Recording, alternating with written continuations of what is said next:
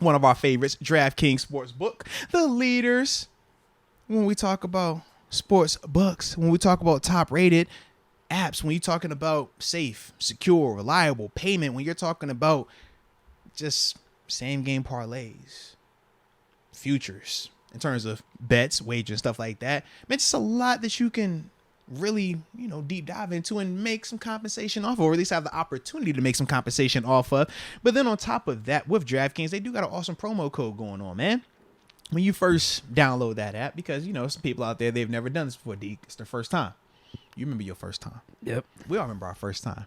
Sometimes it's good, sometimes not so good. But either way, when it's your first time on DraftKings, make sure you use the promo code MOATS.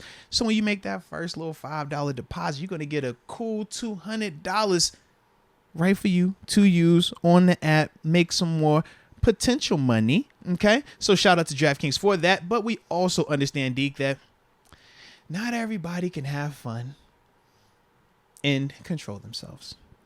We understand, Deke, that not everybody knows how to turn it off once they take that first leap. Discipline's a great skill to learn. It is. It definitely is, man. And for some people, you'll see on the screen right now, it's a number that you could call or text, depending on where you're located at. For my New Yorkers out there, you see the text.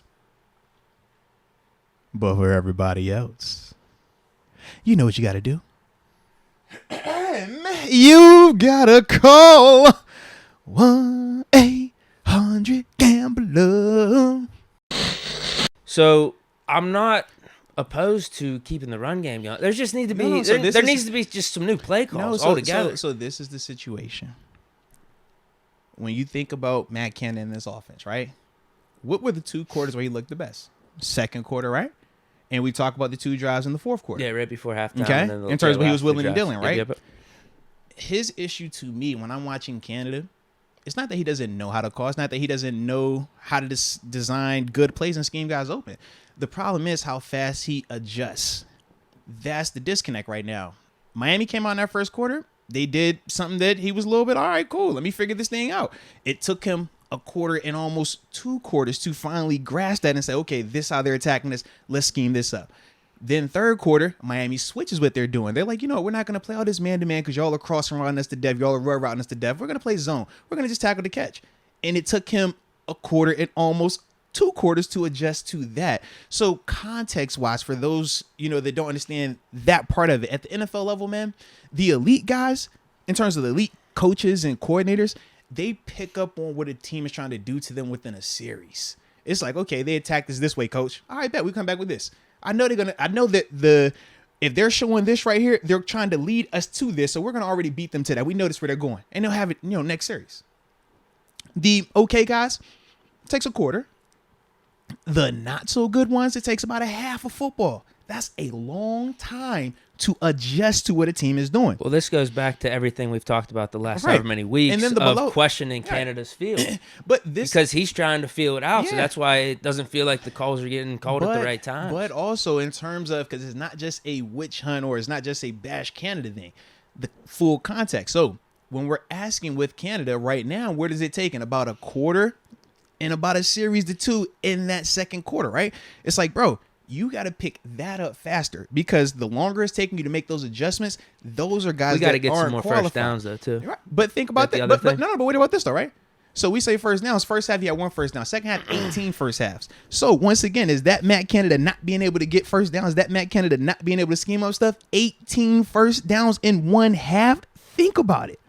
Like a lot of those were probably the last 2 drives. I would say 18 and a half compared to 1.5. All I'm saying is he capable of it? Yes. But is it to the level that it needs to be at this level right now for the NFL to be successful? No, it is not. But this is a part of his evaluation, right? Because we said it's nothing that's shown he's proven to be able to do this. And we could talk about why they hired him in the first place. But going forward, how you evaluate Canada, that is the big part because he can make the adjustments. We talk about it. We've seen it. We felt it. The second quarter, we could point to those drives and be like, yo, that's an adjustment. That was working. We point to those fourth quarter drives like, yo, that's an adjustment. That's working. But why is it taking so long? And that's going to be on Canada. That's what he has to get better at. Well, it's funny you mentioned that because there are quarters, there's spurts in each one of these games where you could sit back and say, oh, shit, Canada's dialing up some good stuff. Opening drive in the Bucks game. Last however many drives in the Bucks game. But it's like, there's in-betweens, there's one quarter and then quarter back. When those guys on the other end make an adjustment, it takes them a lot longer to react to that. And that's the issue right now from my perspective. Because at this level, you can't allow it to wait that long. Because at the NFL, man, we're killers in the sense of, if we see that this is what you're struggling with, man, we're going to keep attacking this, keep coming back to this until you figure it out. And if we know that, hey, man, you ain't figured out that we switched this coverage up just yet, man, we're going to keep running until the cows come home. And at times, it just takes a lot longer for him to adjust to that. Think about the defensive side, right? Terrell Austin. First quarter, man, the Dolphins came out. They were firing on all cylinders. We were trying to run man-to-man coverage, and it was like, all right, this ain't working. Is that what it was? It looked like zone because they were so wide open. So some of it was on blitzes, but some of it was also man-to-man as well. Then we started to shift and we say, you know what? We're going to do some of this Tampa too. We're going to run more of this type of stuff where we can get hands on guys. We can have safety help over top or being able to just tackle the catch. They started to do all of those things, but it didn't take 2 quarters. It didn't take 3 quarters. Outside of that first quarter, when did we see that Dolphins offense looks explosive again? Think about it. 16 points, right? And we dropped 4 picks. Think about it. 4 picks we dropped, 2 in the red zone. 16 points. You got the number 1 receiver in the league in Tyreek Hill, the number 5 receiver in Jalen Waddle. Neither one of them 100 yards receiving. Longest catch for both of them. One was 25 yards, one was 20 yards. Longest catch of the day was Trent Sherfield, 32 yards. Man, that borderline could have been a pick.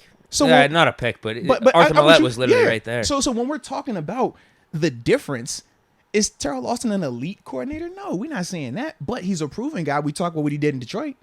And you can see how fast he makes his adjustments. And that is the difference when we're talking just tangibly how to compare and contrast, not just simply saying. And having Brian Flores doesn't hurt either. True, but just in the simple sense of it's a lot more veteran presence on the defense side of the ball. 100%. Who on the offense side of the ball? We want Mike Sullivan? He's just been basically a quarterback's coach so his whole career, right?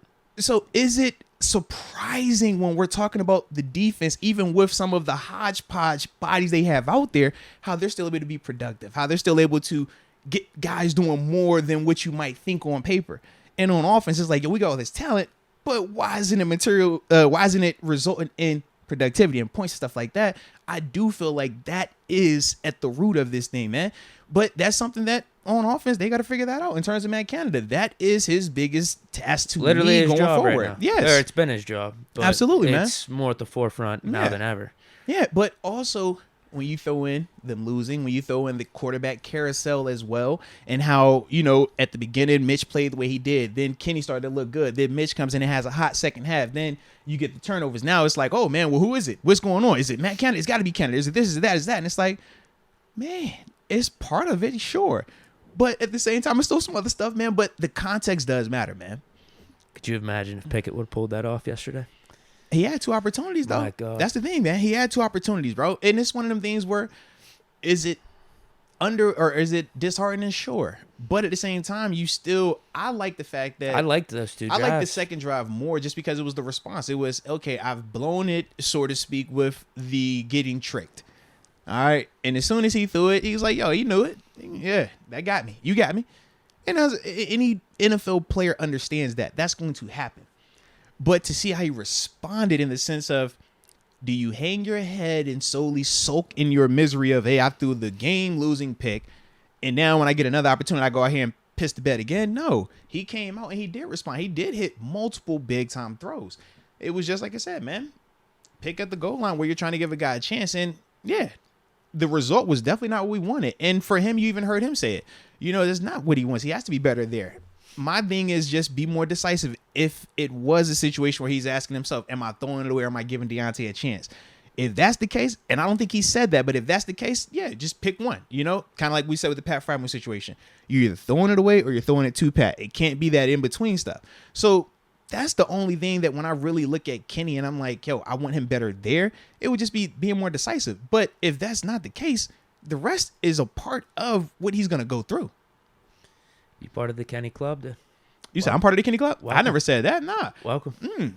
But even when it was on the other end with Mitch, you already know my thing, man. I'm not a narrative guy. I'm just a context guy. I'm a cut the film on guy, man. And I just call it like I said, man. Pickett's been looking good, even if I'm not agreed with, Pickett's been looking good. not to put you on the spot, What's but up? to put you on the spot at the same I time. like when you put me on the spot. Come on, baby. Todd Haley. What about it? How quick were those adjustments? No, Todd is a more than proven guy. Blame your boy.